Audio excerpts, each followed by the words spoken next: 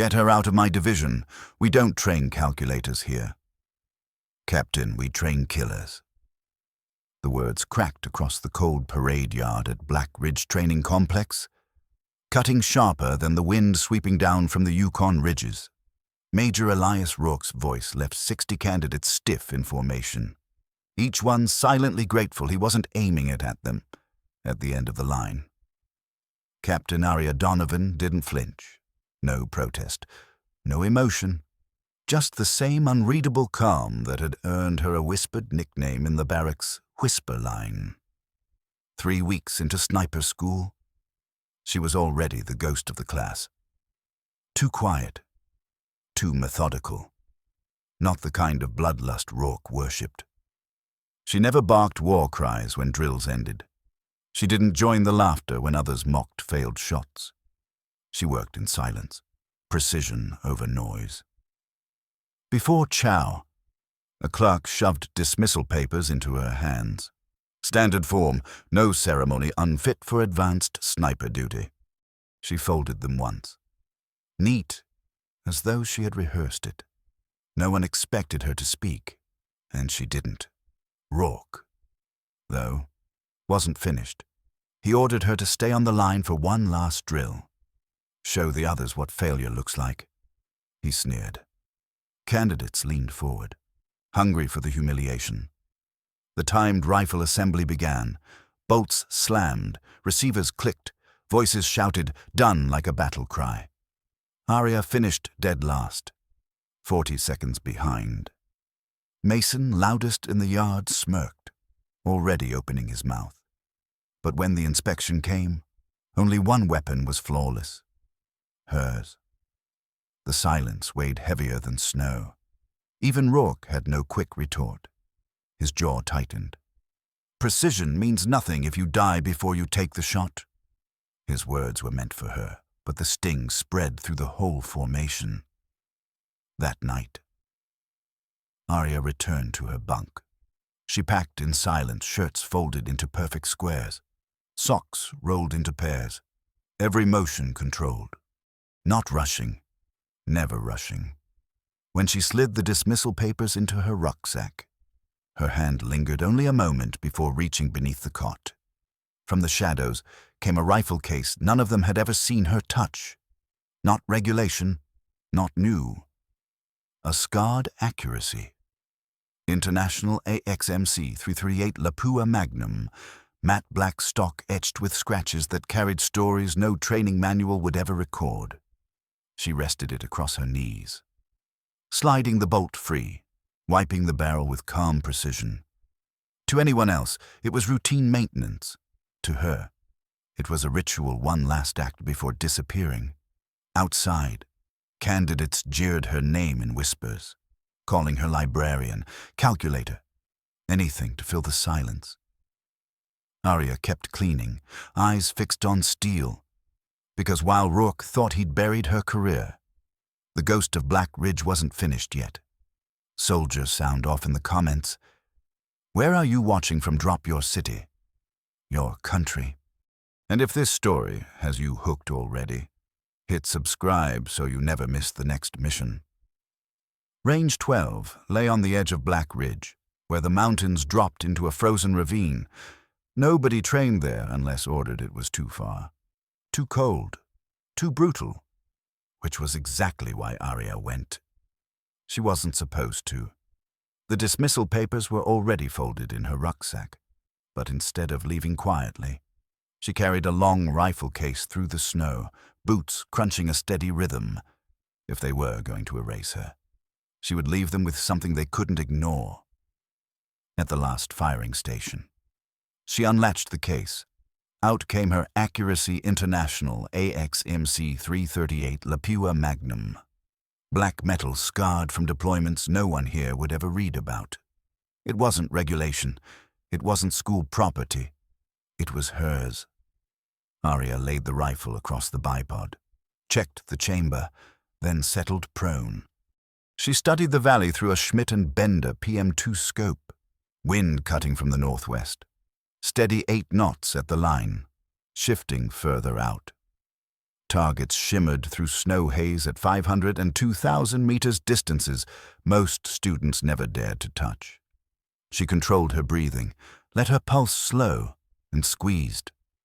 The rifle barked, brass ejected, and seconds later a steel silhouette rang faintly from across the ravine. She adjusted, factored wind drift, and fired again. Another impact, almost the same point of aim. 2 shots, 2 hits, enough. The sound carried down the range, and so did the whispers. Candidates had followed, curious, instructors too. By the time Major Elias Rourke stormed through the snow, half the yard had gathered to watch. "What the hell do you think you're doing?" Rourke barked. "You're dismissed. Captain, this stunt isn't going to change that." Arya rose slowly, locking the bolt open. She handed the rifle toward him without a word. He almost didn't take it until he saw the etching beneath the scope mount. Faint coordinates, engraved dates, and a sigil that didn't belong to Black Ridge. His face drained before he could speak. Headlights swept across the ridge. A black SUV rolled to a stop at the gate, snow spraying from its tires. 2 operators in plain gear flanked the passenger door. A man stepped out. Silver-haired, civilian coat brushing against the wind. Colonel Marcus Vera, Black Dagger Command. Even Rourke stiffened. The colonel's eyes locked straight on Arya. "Captain Donovan," he said calmly. "You won't be needing those papers. Walk with me." The gathered crowd went silent. Everyone had just watched the dismissed ghost of Black Ridge do what none of them could. And the sigil beneath her scope told them all she wasn't just a candidate. She was something far more dangerous. The officers' mess had been cleared, blinds drawn tight against the snow glare outside. Only a handful of people sat at the long table Major Rourke. Stiff with anger, Lieutenant Kara Holt, quiet and watchful, 2 senior instructors, and at the head, Colonel Marcus Vera, with a secure tablet glowing faintly under his hand. "Gentlemen," Vera began, "and Lieutenant Holt, you're about to hear something you will not repeat outside this room. Captain Arya Donovan was never a standard candidate. She was recruited 8 years ago into a program called Spectre Division." The words hung like frost. Rourke frowned. "Never heard of it." "You weren't supposed to." Vera replied, "Spectre Division trained deep insertion snipers operators invisible in places a standard unit couldn't move. 1-woman cells. Socially unremarkable. Strategically priceless. They went where men drew too many eyes." He tapped the tablet. A classified file bloomed across the screen-blurred photographs. Redacted paragraphs and coordinates stretching from Central Asia to the Horn of Africa. Arya sat silent at the end of the table, expression unreadable. Lieutenant Holt leaned forward. "So the rumors?" Whisperline wasn't just a nickname. Vera's eyes shifted to Arya. "Tell them about Ravenfall." The room seemed to hold its breath. Arya's gaze drifted past them all, as if through years of sand and heat. Ironvale Range. Canyon winds tearing themselves to pieces, she said evenly. Target was code-named Anvil, insurgent financier, surrounded by militia, dug into a desert compound. Conventional forces couldn't get close without losing a platoon. Only shot available was 2.4 kilometers across a ravine. Holt blinked. "With what rifle?" "Tech 50.50 BMG. Arya replied. "Spotter was a drone feed on a 5-second delay. Wind shear made it almost suicide. Miss once, and he'd vanish underground." Her voice didn't rise, didn't break. But in that silence, everyone could see it of the canyon heat shimmer, the crosshairs dancing, the decision weighted heavier than stone. "I built the hold off mirage and prayer," she said softly. Broke the trigger on exhale. 4.5 seconds later, Anvil was gone. Confirmed impact at 430 meters. The table was silent. Even Rourke had no retort. Vera nodded. That kill reshaped an entire battle space. You tried to wash her out for being too quiet. Rourke's jaw tightened, but he didn't answer. Arya folded her hands on the table. 8 years of that work is enough. I didn't come to Black Ridge to relive it. I came because teaching ghosts how to shoot is easier than being one. Vera slid a second folder across the table. The cover read Cipher Protocol, Draft Manual. Command disagrees. He said, "They want your method standardized, taught to the next generation. Not speed, not bravado. Silence, patience, precision. The Cipher Protocol could rewrite how every sniper school trains." Arya's eyes narrowed. "You want me to become a face? I don't work in the light." Vera's smile was thin. "Sometimes, Captain, we don't get what we want. Sometimes we serve where we're needed." The room was still when the alarm klaxon cut through the base. A red light strobed across the ceiling. The PA system barked, "Unscheduled drone breach over range 12. All instructors report." Arya rose instantly, every movement deliberate. Holt saw it first, the calm shift from weary veteran to sharpened weapon. Vera didn't look surprised. "Seems the mountains are about to test your theories." "Captain," and for the first time. Everyone at the table understood the ghost wasn't finished yet. Snow swept across range 12 as Colonel Marcus Vera gathered the candidates. His voice cut through the wind. Major Rourke questions Captain Donovan's methods. "Fine. Then she gets one chance, an unofficial trial. You will follow her lead, survive it, or prove her wrong." The recruits exchanged uneasy glances. Being ordered by someone who had been dismissed hours earlier felt surreal, yet none dared argue. Arya stepped forward, calm against the storm. "Today," she said quietly, "your rifle means nothing. First you learn how not to be seen." She pointed to the tree line. 40 minutes. Build hides. When I call you back, if I spotted you first, you're dead." They scattered into the snow, dragging branches, digging foxholes, convinced they were clever. Trell Mason grinned as he buried himself under brush. "Let's see the ghost find me now." 2 hours later, Arya recalled them. Faces red, gloves frozen. They stood waiting for approval. She said 3 words that froze them harder than the wind. "You're all dead," Mason snapped. "What?" "We had perfect concealment." Arya lifted a Flyer Recon Vi unit. The screen glowed with thermal silhouettes, every candidate exposed against the cold terrain. "You chose positions for what you could see, not for what could see you. A sniper's first job isn't killing, it's surviving unseen long enough to matter." Silence fell.